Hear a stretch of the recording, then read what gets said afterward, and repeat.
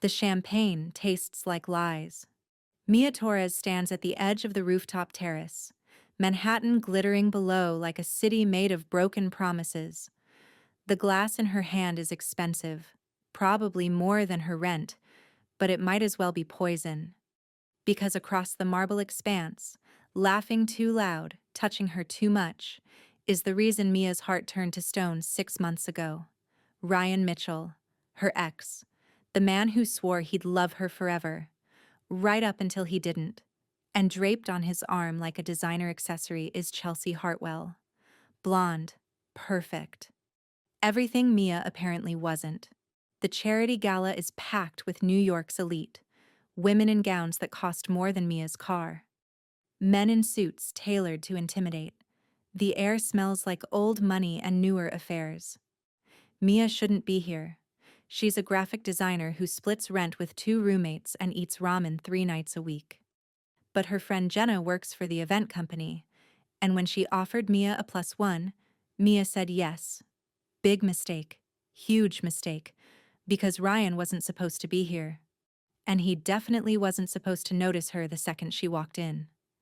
His eyes had found hers across the room, and that goddamn smirk, spread across his face like he'd won something.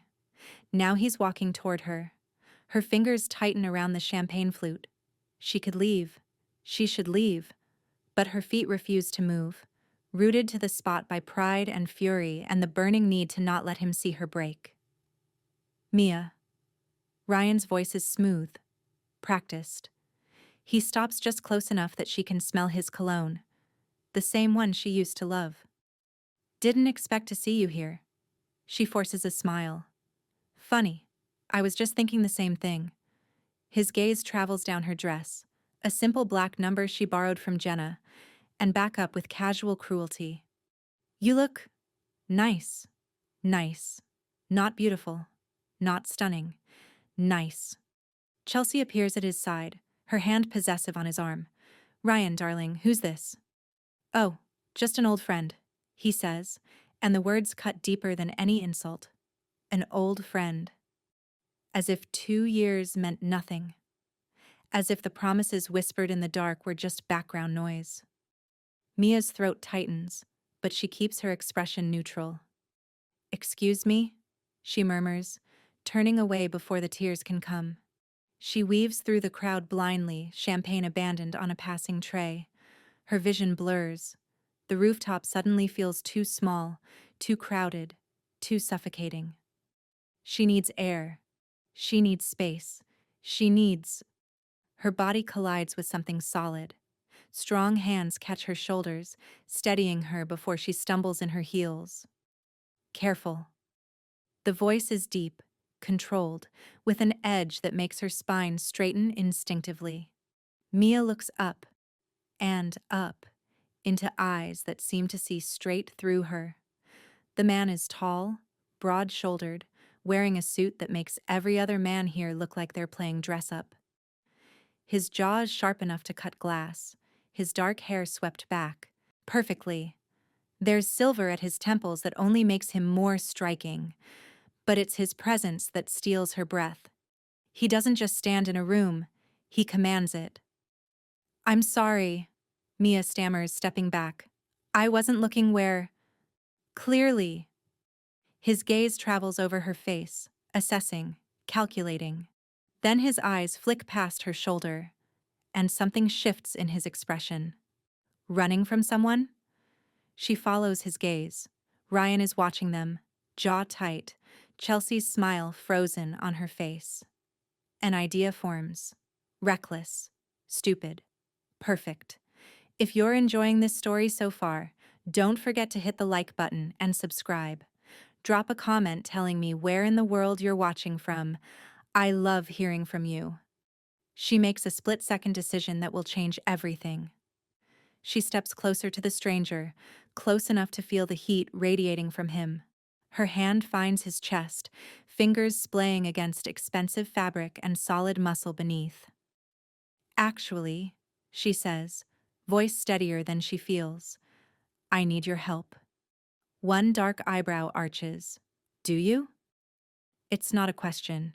It's a challenge. Mia glances back at Ryan, sees him start to move in their direction, and panic flares. She looks back at the stranger, desperation bleeding into her voice. My ex is here. He cheated on me, broke my heart, and now he's here with her, and Her voice cracks. I just need him to think I've moved on. That I'm fine. That I'm better than fine. The stranger's expression doesn't change. He studies her with unsettling intensity, like he's reading every secret she's ever kept. The silence stretches until Mia is certain he's going to walk away, leave her standing here like the fool she is. Then his hand slides to her waist, warm, possessive. The touch sends electricity racing up her spine. What's your name? He asks quietly. Mia. Mia Torres. Mia. He says it like he's testing the weight of it. I'm Dominic. Thank you. She breathes. I know what you need. His hand presses slightly, guiding her closer. But understand something. When I do this, there are rules. Her breath catches. Rules? You don't run from me when he's watching. You don't flinch when I touch you. And you trust me to handle this properly. His voice drops lower, intimate and commanding. Can you do that?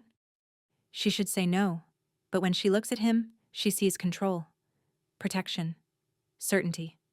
Yes, she whispers. Something flashes in his gaze. Approval, maybe. Or possession. Ryan reaches them just as Dominic pulls Mia against his side, the movement smooth and natural, like they've done this 1,000 times. She feels the strength in him, the coiled danger, and realizes with a jolt that she's just grabbed onto something far more intense than she bargained for. Mia. Ryan's voice has an edge now. Who's your friend? Dominic's expression doesn't change, but the temperature seems to drop. Dominic Santoro. He extends his free hand. Ryan takes it, automatically, and Mia watches his face go pale. His grip falters. Santoro, as in, yes. Dominic's tone is pleasant, but there's steel underneath. Exactly that, Santoro. The name means nothing to Mia, but it clearly means everything to Ryan. He releases Dominic's hand like it burned him, taking an instinctive step back. Chelsea's eyes have gone wide, her perfectly painted lips parted in something between awe and fear. I didn't realize Mia was... Ryan trails off, unable to finish the sentence. She's with me, Dominic says simply. His fingers tighten slightly at her waist, a subtle claim that makes her skin burn. Have been for a while now, haven't we, Kara? The endearment rolls off his tongue like silk. Mia's heart hammers so hard she's certain everyone can hear it, but she forces herself to lean into Dominic's side, to look up at him with what she hopes passes for affection. Yes, she manages, voice breathy. We have. Dominic's gaze drops to her lips for just a moment, long enough for Ryan to notice, short enough to leave Mia aching for more. You never mentioned her, Ryan says, and there's accusation there, jealousy. I don't mention a lot of things, Dominic replies coolly. Mia values her privacy. I respect that. The implication hangs in the air. Unlike you. Chelsea tugs at Ryan's arm. We should go say hello to the Vanderbilts, darling. But Ryan doesn't move, his gaze fixed on Mia with something she can't quite read. Regret? Anger? Mia, can we talk? Privately? No. Dominic's single word cuts through the tension like a blade. You can't. Ryan's face flushes. I wasn't talking to you. And I wasn't asking your permission. Dominic's posture doesn't change, but suddenly he seems taller, more imposing. The pleasant mask slips just enough to reveal something cold and lethal underneath. Mia has nothing to say to you, now or ever. The crowd around them has started to notice. Heads turn. Whispers ripple outward like stones thrown in still water. Ryan's jaw works, but no words come out. Finally, Chelsea pulls harder on his arm, her voice tight with forced brightness. Come on, Ryan, let's get another drink. He lets himself be led away, but he looks back once, his expression dark with something Mia can't name. The moment they're gone, Mia sags against Dominic, her legs suddenly weak. Oh my God. Breathe, he murmurs, steadying her. You did well. She tilts her head up, studying his face. Now that the performance is over, she expects him to let go, to step away, to tell her the favor is done. But he doesn't move. If anything, his hold tightens slightly. Who are you? She whispers. Really? His lips curve into the faintest smile, not warm, not cold, but something in between. You don't want to know that answer, Mia Torres. The way Ryan looked at you. Fear, Dominic says simply. He recognized my name. Most people in this city do. A chill runs down her spine. What does that mean? It means, he says, guiding her, toward the edge of the terrace, away from prying eyes, that you just grabbed the hand of the most dangerous man in New York. She should be terrified. Instead, all she feels is a strange, reckless thrill. I should go, she says, but her body doesn't move. You should, he agrees. Yet his hand remains on her back, warm through the thin fabric of her dress. The city stretches out below them, a million lights flickering in the darkness. The sound of the party fades behind them. Laughter, music, the clink of glasses, until it's just the two of them in this quiet corner of the terrace. Thank you, Mia says finally, forcing herself to step away from his touch.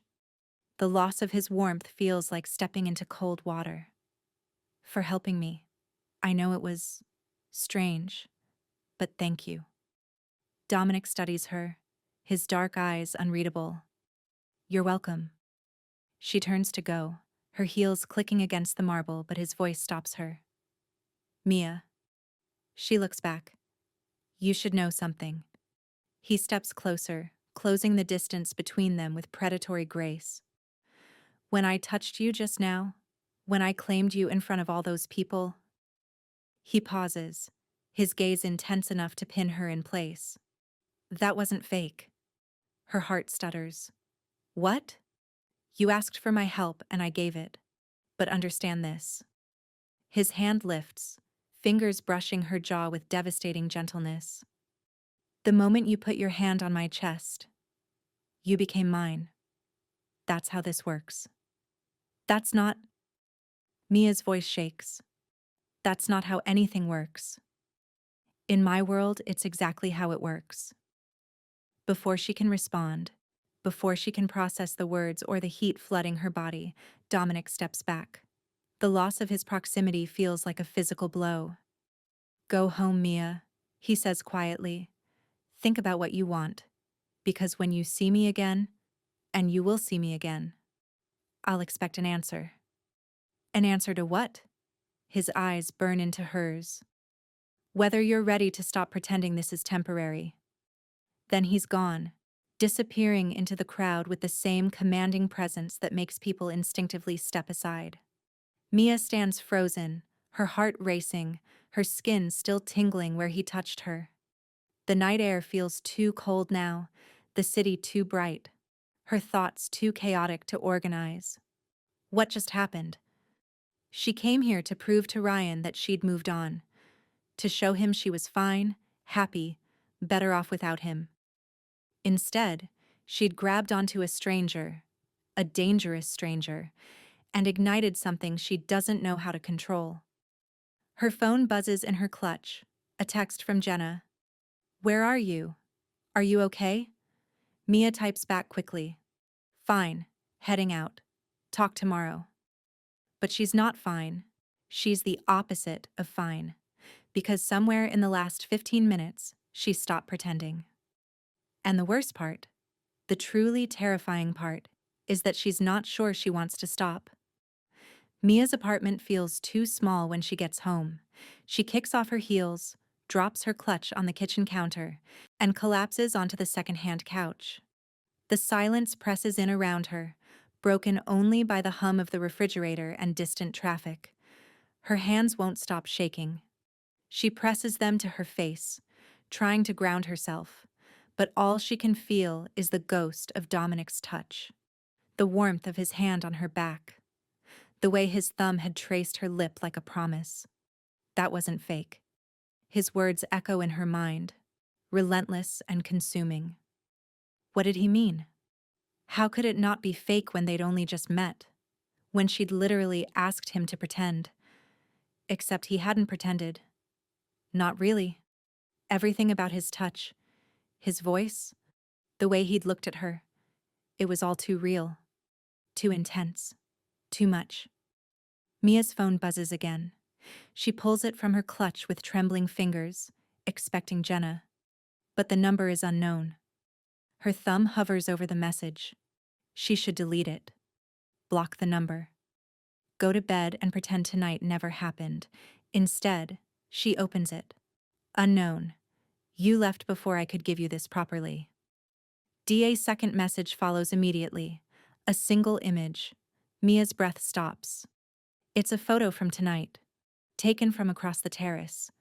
In it, Mia is tucked against Dominic's side, her hand on his chest, his arm around her waist. They're looking at each other, and the expression on her face. She looks like a woman falling. She types back before she can stop herself. Mia, how did you get my number? The response is instant. D. I get everything I want, Kara. You should know that by now. Mia. That's not an answer. D. It's the only one you need. She stares at the screen, pulse racing. This is insane. She should block him, report him, do literally anything except keep texting a man who just admitted to tracking her down without permission. But her fingers move anyway. Mia. What do you want from me? 3 dots appear. Disappear. Appear again. D. The truth. Did you feel it? Mia. Feel what? D. Don't play games, Mia. Not with me. You felt what I felt when I touched you. The way your breath changed. The way you leaned into me like you'd been waiting for permission. Heat floods her face, her body. Because he's right.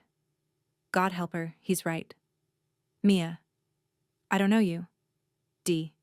You will. Mia. That sounds like a threat. D. It's a promise. Her heart hammers so hard she can hear it.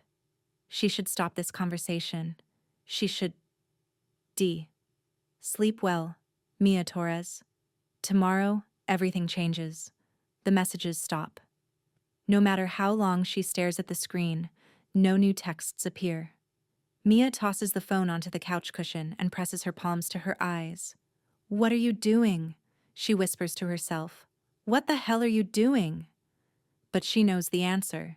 She's stepping into something dangerous, something that should terrify her. And the worst part? She can't wait to see what happens next. Morning comes too bright and too fast. Mia drags herself out of bed after 3 hours of restless sleep. Her reflection in the bathroom mirror looks haunted. Dark circles. Under her eyes, hair a mess, the ghost of last night written all over her face. She showers, dresses in jeans and a simple sweater, and tries to convince herself that yesterday was a fever dream.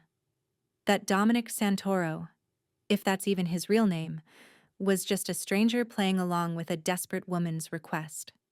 But when she checks her phone, the messages are still there. Real, undeniable, terrifying. She's supposed to meet Jenna for brunch at 11. Maybe talking to her best friend will help. Maybe Jenna will tell her she's being crazy, that she needs to block the number and forget about dark eyes and devastating touches. The coffee shop is crowded when Mia arrives. Jenna is already at their usual table by the window, scrolling through her phone with a mimosa in hand. There she is, Jenna says brightly as Mia slides into the seat across from her. The woman who vanished last night without saying goodbye. I texted you, Mia says weakly. A 2-word text doesn't count. Jenna sets down her phone, her expression shifting from teasing to concerned. What happened? You looked upset when I saw you talking to Ryan, and then you just disappeared. Mia opens her mouth. Close it. Where does she even start? I did something stupid. She finally admits. Jenna leans forward. How stupid are we talking? Like drunk text your ex stupid or sleep with your boss stupid? Worse. Mia wraps her hands around her coffee mug, needing something to hold on to. I did something impulsive with a stranger at the gala. Jenna blinks. Okay, that's intentionally vague. Who was it? His name is Dominic Santoro. The color drains from Jenna's face. Mia's stomach drops. What? What's wrong? Mia. Jenna's voice is barely above a whisper. Please tell me you're joking. I'm not. Why? Who is he? Jenna glances around the coffee shop like she's checking for eavesdroppers, then leans in close. Dominic Santoro runs half of this city. His family. She stops, choosing her words carefully. They're connected, Mia. Like, seriously connected. The kind of people you don't mess with unless you have a death wish. Mia's heart hammers. Connected how? How do you think? Jenna hisses. The Santoro family has been in New York for generations. They own restaurants, clubs, legitimate businesses. But everyone knows what's underneath. They control everything from the docks to the Diamond District. And Dominic? He's the worst of them. Cold. Ruthless. Untouchable. The coffee in Mia's stomach turns to acid. Oh God. What exactly did you do with him? Mia's voice shakes. Ryan was there with Chelsea, and I panicked. Dominic was nearby, and I asked him to pretend we were together. Just to make Ryan jealous. That's it. That's it? Jenna's eyes are wide. Mia, you don't ask a man like Dominic Santoro for favors. You don't even look at a man like him unless he wants you to. Well, I did. Mia's hands tremble around her mug. And now he has my number, and he texted me last night, and... He what? Mia pulls out her phone with shaking hands and shows Jenna the messages. Jenna reads them, her face going from pale to ghostly.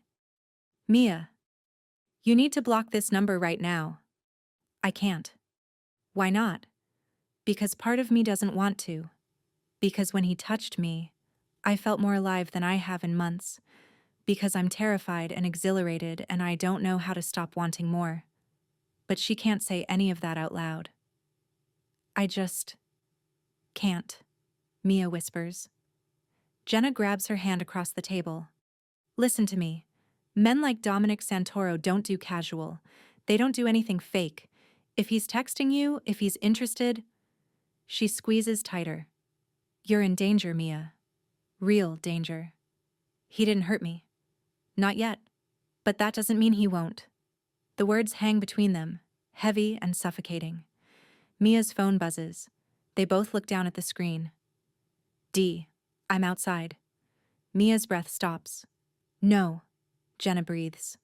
No, no, no. Tell me he's not... But when Mia looks up, her eyes find the window and her heart slams against her ribs. A black SUV is parked across the street. Tinted windows. Engine running, and standing beside it, arms crossed, looking directly at her through the glass. Dominic Santoro. He's wearing dark jeans and a leather jacket today. Less formal than last night, but no less commanding. The morning sun catches the silver in his hair, and even from this distance Mia can feel the weight of his gaze. He lifts one hand, a clear gesture. Come here. Don't, Jenna pleads. Mia, please, don't go out there.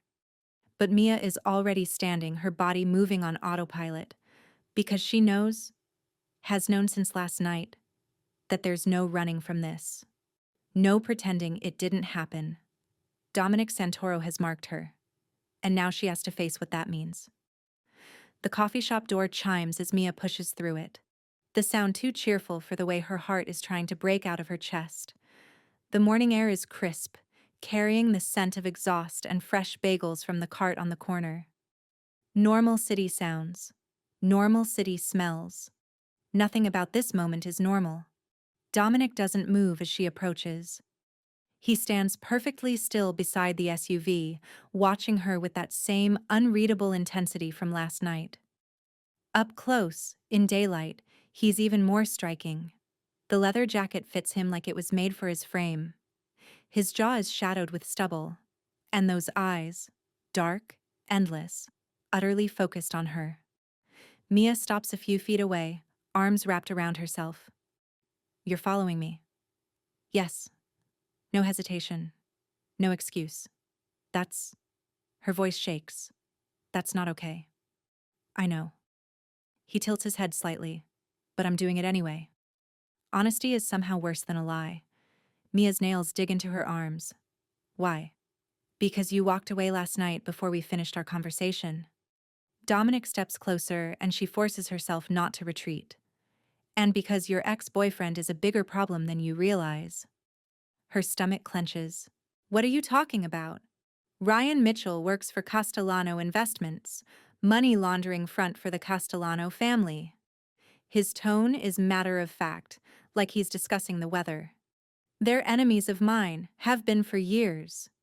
Mia's head spins. "Ryan. No, he's an accountant, a boring, cheating accountant." "He's an accountant for criminals," Dominic corrects, "which means the moment he saw you with me, he reported it to his bosses. And now the Castellanos are very interested in Mia Torres." The words hit like a physical blow. "That's not... I didn't know..." "Of course you didn't." Something softens in his expression. "You grabbed my hand to make him jealous. You had no idea what world you were stepping into." Mia's knees feel weak. She reaches out instinctively, and Dominic catches her elbow, steadying her. His touch is warm, solid, grounding. "I need to sit down," she whispers. He guides her to the SUV, opening the back door. "Get in." "I can't just... Mia." His voice drops, quiet but absolute. "You're standing on a public street where anyone can see you, including people who now think you matter to me. So either you get in the car where you're safe, or I carry you. Your choice." She looks up at him, searching for any sign that he's exaggerating, trying to scare her. She finds nothing but cold certainty. Mia climbs into the SUV. The interior is exactly like last night. Leather seats, tinted windows, the faint scent of cedar and something darker. Dominic slides in beside her and the door closes with a solid thunk that feels too much like a cell door locking. The driver, a broad-shouldered man with a scar along his jaw, glances in the rearview mirror. "Where to, boss?" "Home," Dominic says. Then, to Mia, "We need to talk. Somewhere private." "I'm not going to your house." "Yes, you are." He shifts to face her fully. "Because in about 5 minutes, 2 of Castellano's men are going to walk into that coffee shop looking for you. And your friend Jenna is going to tell them you just left with me. Which means they'll start following you, watching you, waiting for an opportunity." Mia's breath comes faster. "An opportunity for what?" "To use you to get to me." His jaw tightens. "To hurt you because hurting you hurts me." "But I'm not... We're not..." She struggles to find words. "Last night was fake. They have to know that." "They don't know anything except what they saw." Dominic's gaze burns into hers. "And what they saw was me claiming you in front of half of New York's elite. Touching you like you belong to me, making it very clear that anyone who comes near you answers to me." Heat floods her face. "You did all that to help me." "I did it because I wanted to," he corrects quietly. "And now you're caught in the middle of a war you didn't ask for." The SUV pulls into traffic, smooth and silent. Mia watches the city slide past through tinted windows, her mind racing. This can't be real. Things like this don't happen to graphic designers from Queens who eat ramen and split rent. Except it is real. The text messages, the SUV, the man sitting beside her radiating controlled danger. "What do you want from me?" she asks quietly. Dominic is silent for a long moment. Then, I want you to let me protect you. Why? She turns to look at him. You don't know me. I know enough. His hand lifts, fingertips brushing her jaw with devastating gentleness. I know you're brave enough to face down your ex in front of a room full of strangers. I know you're proud enough not to cry even when he tried to break you. I know you trusted me when you had every reason not to. Mia's breath catches. That's not knowing someone. It's knowing the important parts. The SUV turns onto a tree-lined street, buildings giving way to brownstones and iron gates. Mia's pulse quickens as they slow in front of a massive townhouse, 5 stories of brick and glass tucked behind security cameras and discreet surveillance. This is your home? She asks faintly. One of them. Of course it is. The driver opens her door. Dominic steps out first, then offers his hand. Mia hesitates, staring at those outstretched fingers. Taking his hand feels like accepting something she can't take back. But what choice does she have? She places her palm in his. His fingers close around hers, warm and certain, and he pulls her out of the SUV with effortless strength.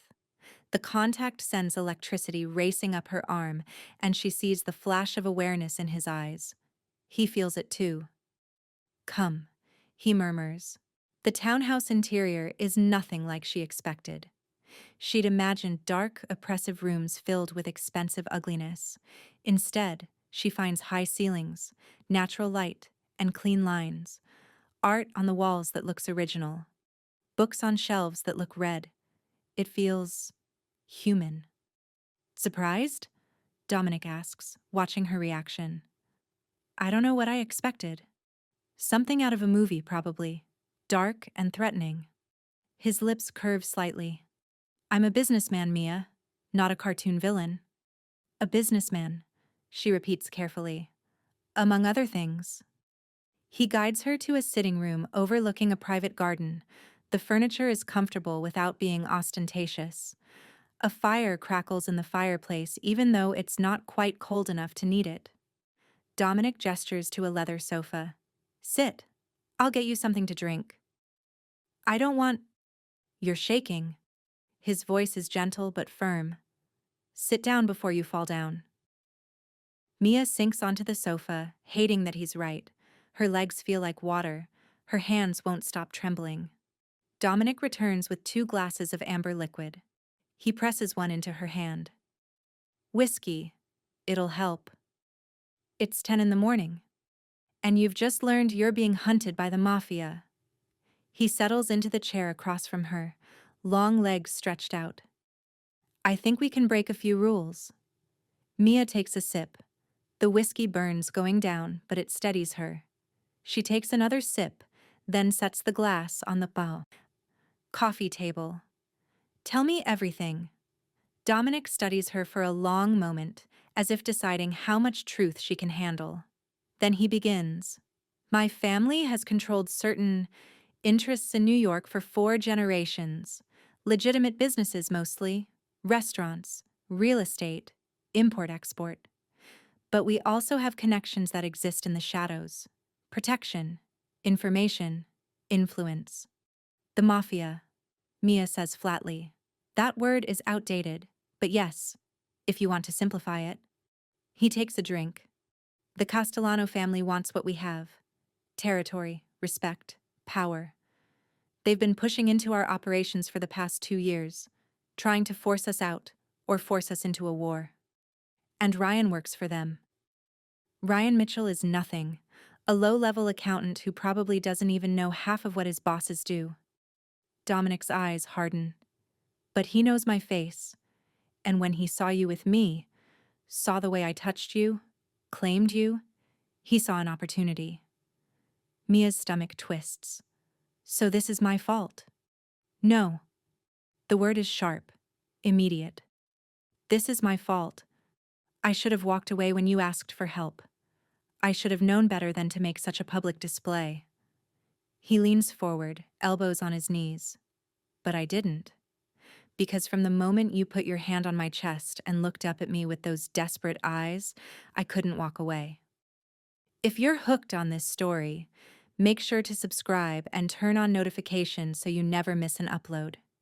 Your support means everything and helps me bring you more emotional stories like this one. The confession hangs between them, raw and honest. Mia's throat tightens. So what happens now? Now I keep you safe until the Castellanos understand you're under my protection. That touching you means war with the Santoro family. Once they understand the cost is too high, they'll back off. How long will that take? Days, maybe weeks. He watches her carefully. Which means you can't go home, can't go to work, can't follow your normal routine. The words land like blows. You want me to just disappear? I want you alive, he says simply. Mia stands abruptly, pacing to the window. The garden outside is beautiful. Manicured hedges, stone paths, a fountain in the center. A gilded cage. I can't just abandon my life, she says to the glass. I have a job, friends, responsibilities. I'll take care of everything. Dominic's voice comes from directly behind her. She didn't hear him move. Your rent, your bills. I'll make sure Jenna knows you're safe. Your boss will be told you have a family emergency. She spins to face him. And what do I do? Sit here and wait for you to decide when I can have my life back? Yes. No apology in his tone, just certainty. That's not protection, Mia says, voice shaking with anger and fear. That's prison. It's survival. He steps closer and she backs against the window. You think I want this? You think I enjoy tearing your life apart? Then let me go. I can't. His hand comes up, palm flat against the glass beside her head. Because if I let you walk out that door, you'll be dead within 48 hours. And I won't let that happen.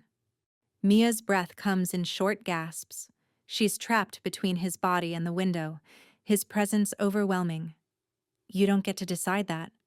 Someone has to. His free hand lifts, fingers gentle on her jaw.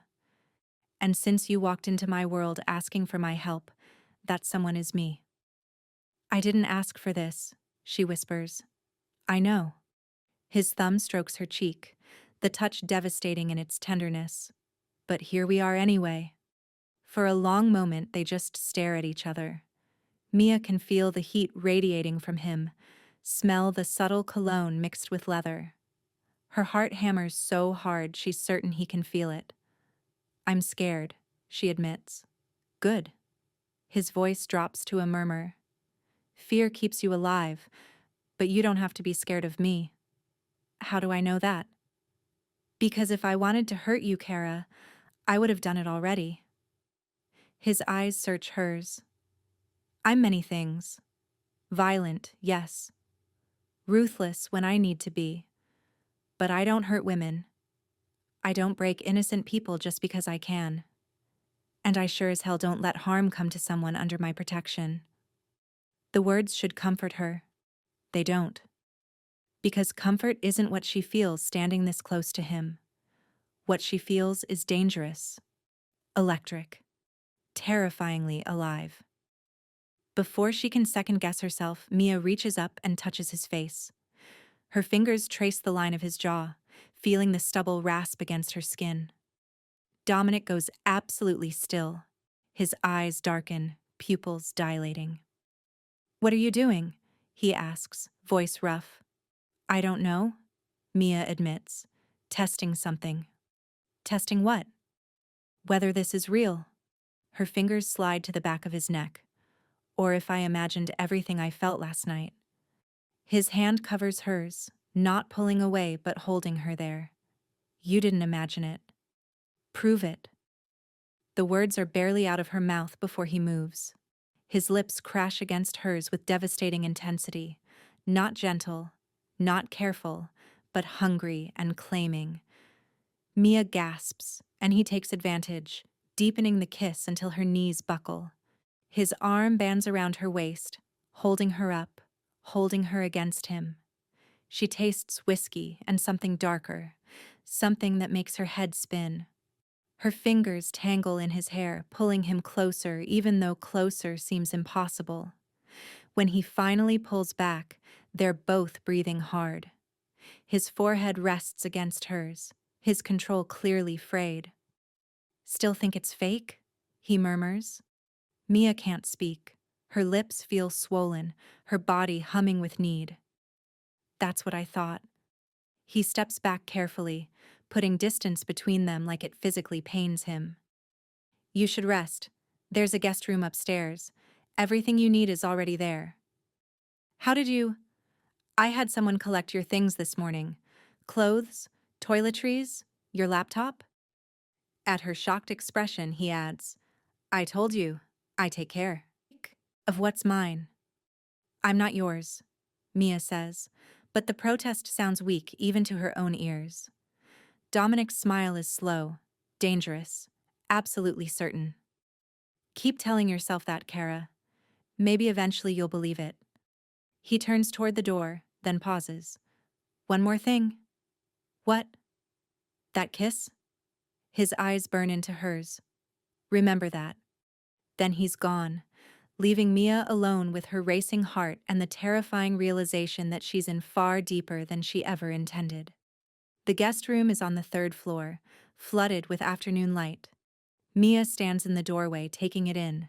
A king-sized bed with white linens, a sitting area by the window, an ensuite bathroom that's bigger than her entire bedroom at home. And there, laid out on the bed, are her clothes. Not just grabbed randomly, carefully selected. Her favorite jeans, the sweaters she actually wears, her worn sneakers and the boots she splurged on last year. Someone went through her closet and knew what mattered to her. The intimacy of that is almost worse than the kidnapping. Mia sinks onto the bed, pressing her hands to her face. What is she doing? She should be calling the police, calling Jenna, demanding to be released. But when she thinks about walking out that door, about going back to her apartment alone and unprotected, terror floods her system. Because Dominic was right about one thing.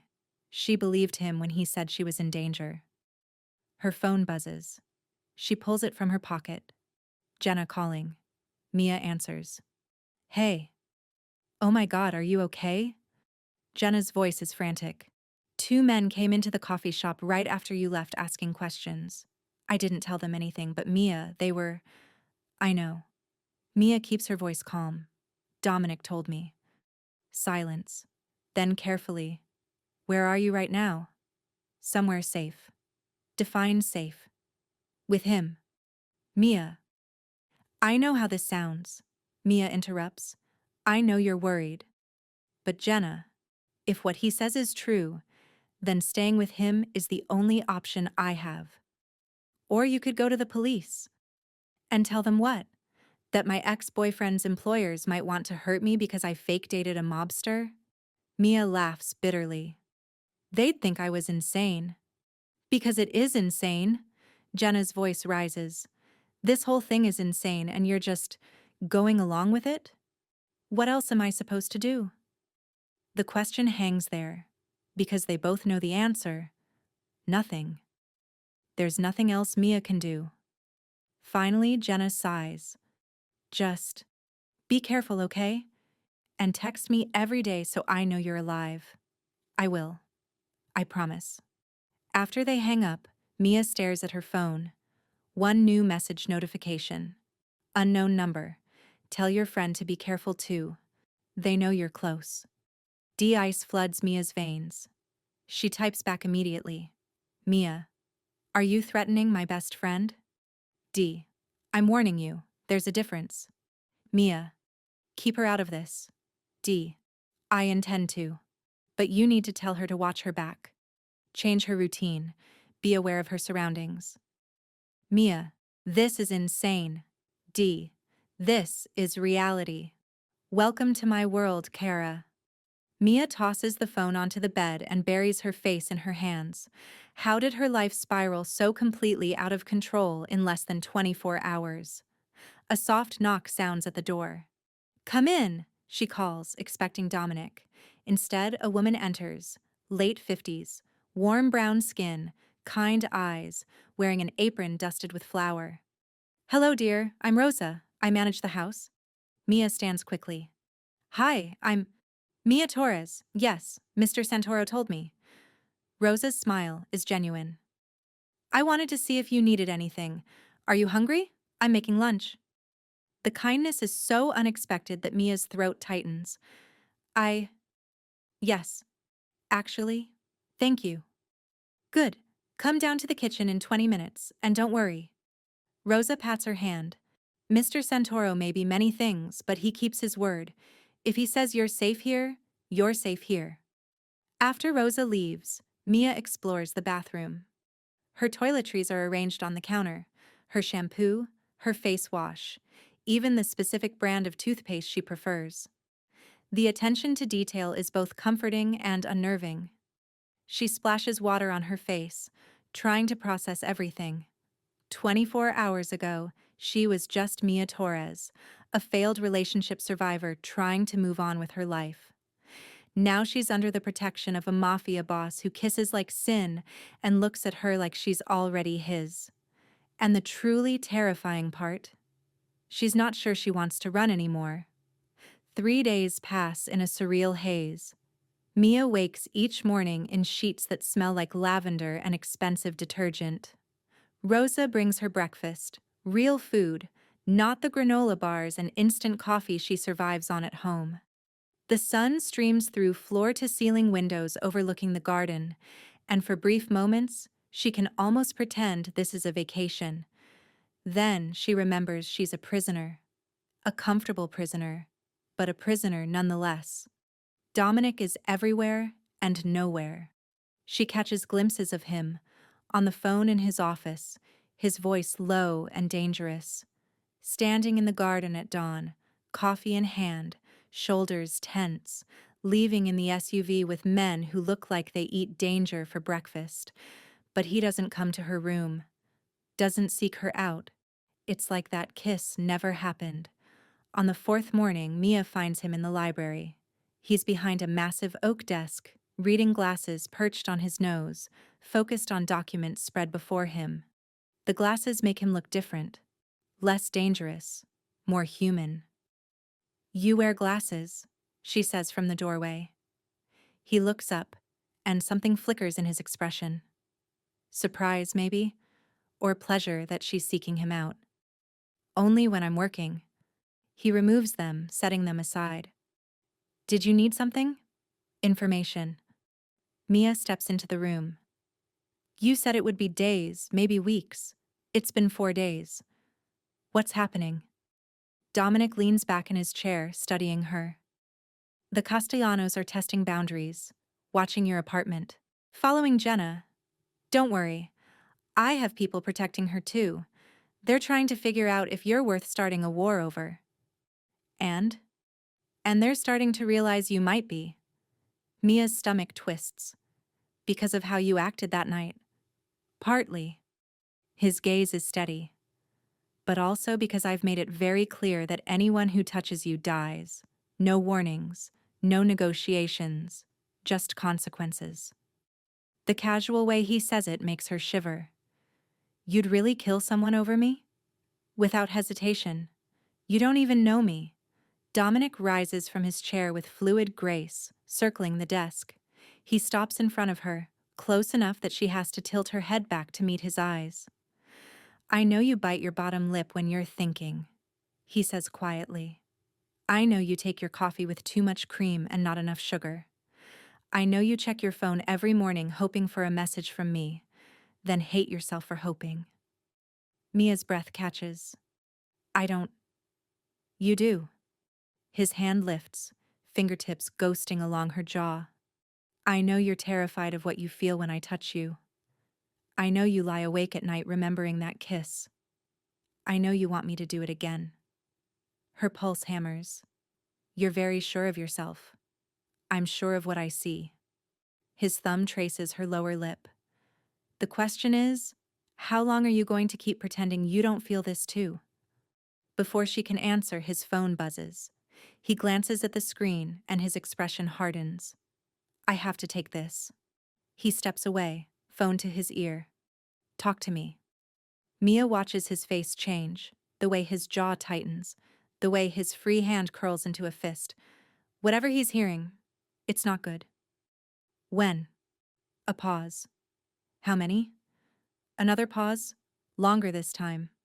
No. Absolutely not. I don't care what it costs. Keep her safe. He ends the call and stands perfectly still for a moment. The calm before a storm. What happened? Mia asks. They made a move. He turns to face her, and his eyes are darker than she's ever seen them. The Castellanos tried to grab Jenna an hour ago. Mia's world tilts. What? She's fine, Dominic says quickly, crossing to her. My men got there first. She's safe. But Mia. He grips her shoulders. This means they're escalating. They're willing to go after people you care about to get to me. Oh God. Mia's knees buckle. This is my fault. I should never have. Stop. His hands frame her face, forcing her to look at him. This is not your fault. This is the Castellanos showing me they're willing to cross lines. But they're about to learn that was a mistake. Something in his tone makes her shiver. What are you going to do? What I should have done from the beginning.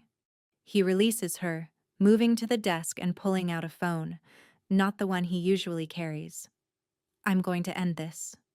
How? By making sure Vittorio Castellano understands exactly what it costs to threaten what's mine. There's that word again. Mine. Mia should protest it. Should demand he stop, treating her like a possession. But when she thinks about Jenna being grabbed, about innocent people getting hurt because of her, she finds she doesn't care about semantics anymore. I want to help, she says. Dominic looks up sharply. No. Yes. She steps closer, chin lifted. This started because I asked for your help. Because I wanted revenge on a cheating ex. Let me fix it. By doing what exactly? I don't know. Frustration bleeds into her voice. But there has to be something. I can't just sit here while you fight a war because of me. Something shifts in his expression. Respect? Maybe, or recognition. You want to help? Yes. Then trust me to handle this. He crosses to her, moving with that predatory grace that makes her heart race. Because what I'm about to do isn't something you want to be part of, Mia. It's not going to be clean or pretty or safe. I don't care. I do. His hands find her waist, pulling her against him. I care that you sleep at night. I care that you don't have blood on your hands. I care that when this is over, you can walk away and still be the woman who walked up to me and asked for help. Tears burn her eyes. I don't want to walk away. The words are out before she can stop them. Dominic goes perfectly still. What? I don't want to walk away. Mia repeats, voice trembling. I know I should. I know this is crazy and dangerous and wrong in every way.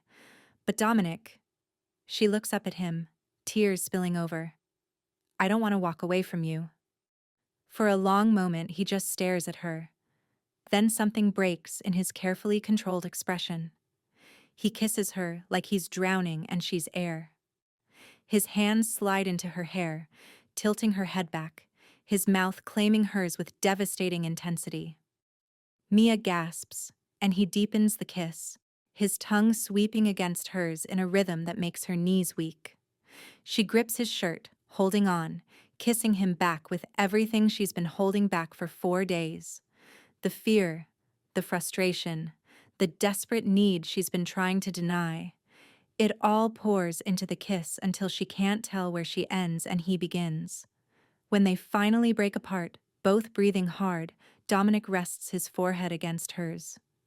I love you, he says, the words rough and raw. I know it's too soon. I know it doesn't make sense. But Mia, I fell for you the moment you put your hand on my chest and looked at me like I could save you. Her heart cracks open. Dominic, You don't have to say it back. His thumb wipes away her tears. I just need you to know. Whatever happens next, whatever I have to do to keep you safe, it's because I love you. Not because you're leverage or a possession or a responsibility. Because you're everything. Mia kisses him again, softer this time, pouring everything she can't say into the touch. When she pulls back, she whispers against his lips. Then come back to me. Do whatever you have to do, but come back to me. Always, he promises. Night falls, over the city, like a shroud. Mia stands at the window in her room, watching the garden lights flicker on. Dominic left hours ago with Marco and 4 other men, all of them armed, all of them wearing expressions that said this was the night everything changed. Rosa brought her dinner, but it sits untouched on the tray. Mia's stomach is too twisted with worry to eat. Her phone buzzes. She grabs it desperately. D. It's done. Mia. Are you okay? D. Yes. On my way back to you. Mia. What happened? D. I'll tell you everything when I get there. But Mia, it's over. You're safe now. Relief and dread war in her chest. She wants to believe him. Needs to believe him. But the word done carries weight. She's not sure she wants to understand. An hour later, she hears the front door open. Voices in the hallway. Dominic's deep rumble. Marco's quieter responses. Then footsteps on the stairs. Her door opens. Dominic stands in the doorway, and Mia's breath catches. There's blood on his shirt. Not a lot, but enough. His knuckles are raw. His hair is messed from running his hands through it. He looks exhausted and fierce and utterly devastating. You're hurt, Mia says, moving toward him. It's not my blood. He steps inside, closing the door behind him. Most of it anyway. She reaches for his hands, inspecting the damage. What did you do? I met with Vittorio Castellano, had a very direct conversation about boundaries and consequences. His jaw tightens. He understood. Just like that? Not just like that. Dominic's eyes meet hers. I had to make examples. Show him what happens when someone threatens my family. It wasn't pretty, Mia. And I won't lie to you about what I'm capable of when someone I love is in danger. The honesty is both terrifying and oddly comforting. At least he's not pretending to be something he's not. Mia pulls him toward the bathroom. Sit. Let me clean you up. He obeys without protest, settling on the edge of the bathtub while she wets a washcloth. She kneels between his legs, carefully cleaning the blood from his knuckles. You're good at this, he murmurs. I had a lot of practice with Ryan. The words slip out before she can stop them. He'd come home with bruised knuckles, and I'd clean them up without asking questions. I thought I was being a good girlfriend. I didn't realize I was enabling a monster. Dominic's hand catches her chin, forcing her to look up. I'm not him. I know. Do you? His gaze searches hers. Because I need you to understand the difference. Ryan hurt people because he was weak and angry and cruel. I hurt people to protect what matters. It's not the same. Isn't it? No. His thumb strokes her jaw. One is evil wearing a mask. The other is necessary violence in service of something worth protecting. You, Jenna, my family. I don't enjoy it, Mia, but I won't apologize for it either. She studies his face, the sharp lines, the dark eyes, the mouth that can be cruel or tender depending on who he's facing. And she realizes something profound. She's not afraid of him. She should be, but she's not. What happens now? She asks quietly. Now? Dominic pulls her up, settling her on his lap. Now the Castellanos understand you're untouchable. They've agreed to pull back. To leave you and everyone you care about alone. The war is over before it really began. And Ryan? Fired. Blacklisted. He won't work in this city again.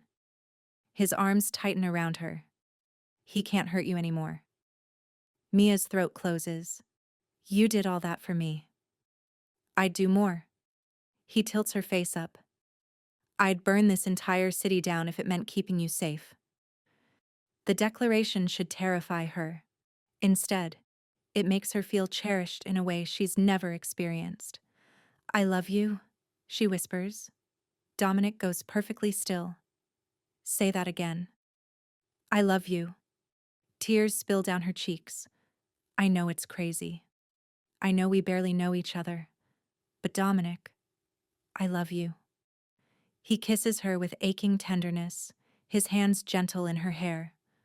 When he pulls back, his eyes are bright with something that looks suspiciously like tears. I need you to understand something, he says roughly. This life, my life, it's dangerous. There will always be enemies, always threats. I can protect you, but I can't promise you'll ever be completely safe. I don't need completely safe. Mia frames his face with her hands. I just need you. You have me. He stands, lifting her with him. Always. For as long as you'll have me. She wraps her legs around his waist, kissing him deeply. Then take me to bed. His eyes darken with heat and promise. Are you sure? I've never been more sure of anything. Dominic carries her to the bed, laying her down with a reverence that makes her heart ache. He strips off his bloodied shirt, revealing scarred skin and muscle, then covers her body with his. No more pretending, he murmurs against her lips. No more pretending, Mia agrees. And when he makes love to her, slow and intense and absolutely real, Mia finally understands what it means to be claimed, not as property, but as something infinitely more precious, as someone worth fighting for, worth protecting, worth loving. The gallery opening is packed with Manhattan's art scene elite. Mia stands beside her newest installation, a mixed media piece exploring themes of danger and desire, fear and freedom, and tries not to fidget with the diamond bracelet on her wrist. Dominic's gift, one of many. You're nervous, Jenna says, appearing at her elbow with champagne. Stop it. Your work is incredible. Easy for you to say. You're not the one being judged by people who think graphic designers can't be real artists. Then prove them wrong. Jenna clinks her glass against Mia's. You've spent 3 months creating this collection. Own it. Mia takes a sip, letting the bubbles calm her nerves. The past 3 months have been a whirlwind. Once the threat from the Castellanos ended, Dominic had offered her a choice. Stay with him or return to her old life. She'd chosen to stay, not because she was afraid, not because she had nowhere else to go, but because she'd found something with him she never expected. A partnership built on trust and passion and brutal honesty. He'd supported her art, encouraged her to quit her job and pursue her real passion. He'd given her space and time and resources, and in return, she'd given him something he'd never had before, someone who saw the man beneath the monster and loved him anyway. He's here, Jenna murmurs. Mia turns and her breath catches. Dominic stands at the entrance, devastating in a black suit, his dark eyes scanning the crowd until they find her. When their gazes meet, he smiles, that rare, genuine smile he saves only for her. He crosses the gallery with purpose, people instinctively stepping aside. When he reaches her, he pulls her into his arms, kissing her softly despite the watching crowd. You're late, Mia murmurs against his lips. Business ran long. Forgive me? His hand finds the small of her back, that possessive touch she's come to crave. Always. He studies her installation, something unreadable crossing his face. Is this us? Parts of it. She steps closer, following his gaze. The collision of two worlds, the danger of falling, the beauty in surrender. It's perfect. He looks down at her. You're perfect. I'm really not. To me, you are. He reaches into his jacket pocket and pulls out a small velvet box. Mia's heart stops. Dominic. Before you panic, he says, a smile tugging at his lips. This isn't what you think. Not yet, anyway. He opens the box. Inside is a key. Old brass. Ornate. Clearly antique. What is this? A key to the brownstone 2 blocks from mine. His thumb strokes her wrist. I know you need your own space, your own studio. But I also know I sleep better when you're close. So I bought you a place. Your name on the deed. Your space to create. But close enough that I can protect you. Tears blur Mia's vision. You bought me a house. I bought you freedom. He corrects gently. With the security of knowing I'm always nearby if you need me. Mia throws her arms around his neck, kissing him hard enough to make the watching crowd murmur. When she pulls back, she's laughing and crying at once. You're insane. About you? Absolutely. He tucks a strand of hair behind her ear. So is that a yes? Yes. God, yes. As the gallery buzzes around them, as Jenna grins from across the room, as critics examine her work and patrons make offers, Mia realizes something profound. She'd walked up to a stranger asking him to fake a relationship for revenge. Instead, she'd found the realest thing in her life. Just love. Dangerous, consuming, absolutely real love. And as Dominic pulls her close, whispering promises against her temple, Mia knows with absolute certainty this is exactly where she belongs. The courthouse steps are cold beneath Mia's heels, but Dominic's hand is warm in hers. You don't have to do this, he says for the 3rd time. We can have a big wedding. Your family. My family. The whole production. Mia squeezes his fingers. I don't need a production. I just need you. He studies her face, searching for doubt. Finding none, he smiles, that devastating smile that still makes her heart stutter. Then let's make this real. They'd debated for weeks. Dominic had wanted to give her everything. A dress from Paris, a venue that would make headlines, a celebration worthy of a Santoro wedding. But Mia had realized something during those debates.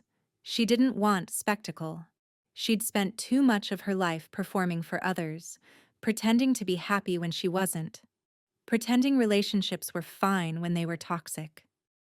With Dominic, everything was real, raw, honest. So why start their marriage with pretense? Inside, the ceremony is quick and efficient. The judge reads the vows. They exchange rings, his grandmother's sapphire for her, a platinum band she designed for him. When the judge says, "You may kiss your bride," Dominic cups her face with both hands. I love you, Mia Santoro, he murmurs. The name sends shivers through her. I love you too. The kiss is soft at first, then deeper, until the judge clears his throat pointedly. They break apart laughing, and Mia realizes she can't remember the last time she felt this light, this free, this absolutely certain about a choice. Outside, Marco is waiting with the SUV, a bottle of champagne chilling in the back. Congratulations, Mrs. Santoro, he says with a rare smile. Thank you, Marco. As they drive through the city, her city now theirs, Dominic pulls her close. No regrets? He asks quietly. Only one. At his sharp look, she smiles. I regret that it took Ryan cheating on me to find you. I wish I'd grabbed your hand sooner. Dominic's laugh is rich and genuine. Then I'm grateful for Ryan's stupidity. It brought me everything I didn't know I needed. They drive to the brownstone, her studio, their second home. Inside, Rosa has left flowers and food and champagne on ice. But Mia barely notices the details, because Dominic is lifting her into his arms, carrying her up the stairs to the bedroom, laying her on sheets that smell like home. Mrs. Santoro, he murmurs, lips trailing down her neck. I like the sound of that. So do I. She pulls him closer. Now stop talking and kiss your wife. He does. And as the city glows outside their window, as their clothes scatter across the floor, as they make love with the desperate intensity of two people who found each other against impossible odds, Mia thinks back to that night on the rooftop, the champagne that tasted like lies, the ex who tried to break her, the stranger whose hand she'd grabbed in desperation. She'd asked him to pretend. Instead, he grabbed her wrist and said, "This isn't fake anymore." And he'd been right. None of it was fake. Not his protection. Not his love. Not the way he'd torn apart his carefully controlled world to keep her safe. It was real. Messy and dangerous and absolutely, perfectly real. "What are you thinking?" Dominic asks, brushing hair from her face. Mia smiles up at him. This man who'd killed for her, fought for her, loved her with an intensity that should terrify her, but instead makes her feel invincible. "I'm thinking," she says softly, "that faking it with you was the best mistake I ever made." He kisses her again, deep and claiming. "Not a mistake, Kara. Fate." "You believe in fate?" "I believe in you." His hand finds hers, fingers lacing together. "And I believe that some things are meant to be, even when they start with a lie." "Especially then," Mia agrees. "Because sometimes you grab a stranger's hand and discover he's been waiting for you all along." The gallery is packed again. Mia's second solo show, even more successful than the first. But tonight, she's not focused on the crowd or the critics or the red dots appearing next to her pieces. Tonight, she's focused on the man standing across the room, his hand resting protectively on the small of a woman's back. Not her, but Jenna, who's finally dating one of Marco's more respectable associates. Dominic catches her watching and winks. In her pocket, Mia's phone buzzes. She pulls it out discreetly. "D, meet me in the back gallery." "Now." "Mia, I'm in the middle of my own show."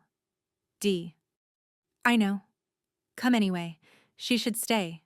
She should work the room, talk to patrons, be professional." But when Dominic Santoro calls, Mia goes. She finds him in the smaller back gallery, empty except for one piece. Her latest, unveiled tonight. A mixed media installation titled The Claiming. "What do you think?" she asks, moving to his side. "I think," he says slowly, "that you've captured exactly what it feels like to fall in love with you." He turns to face her, and Mia's breath catches, because he's holding a ring box. "Dominic, I know we're already married," he says, cutting her off gently. "I know we did it our way, quick and private. But Mia..." He opens the box, revealing a diamond that catches the gallery lights and throws rainbows across the walls. "I want to give you the moment you deserved. The proposal, the question, the choice." Tears blur her vision. "You already gave me all of that. Then let me give it to you again." He drops to one knee, and Mia's heart cracks wide open. "Mia Torres Santoro, you grabbed my hand when you needed help, and I've never let go. You saw the worst parts of me and loved me anyway. You turned my world upside down and made me believe in things I thought I'd lost. Trust, partnership, forever. Will you marry me again? Properly this time, with your family and mine, with all the production and spectacle you wouldn't let me give you the first time?" Mia laughs through tears. "You want a do-over? I want to give you everything." He rises, slipping the ring onto her finger beside her wedding band. "Including the wedding you deserve." She kisses him, tasting salt and champagne and absolute certainty. "Yes. 1,000 times. Yes." The gallery erupts in applause, because of course people have been watching, drawn by the drama, by the love so evident it radiates like heat. But Mia doesn't care, because she has everything she never knew she needed. A man who'd fake date her for revenge and end up giving her forever. A love that started with pretense and became the most real thing in her life. And a future that promises danger and passion and absolutely no more pretending. Just the truth. Raw, honest, devastating truth. And that's worth more than any fairy tale. Thank you so much for watching until the end. If you loved this story, check out the other videos on your screen now. I think you'll really enjoy them. And don't forget to subscribe if you haven't already. See you in the next story.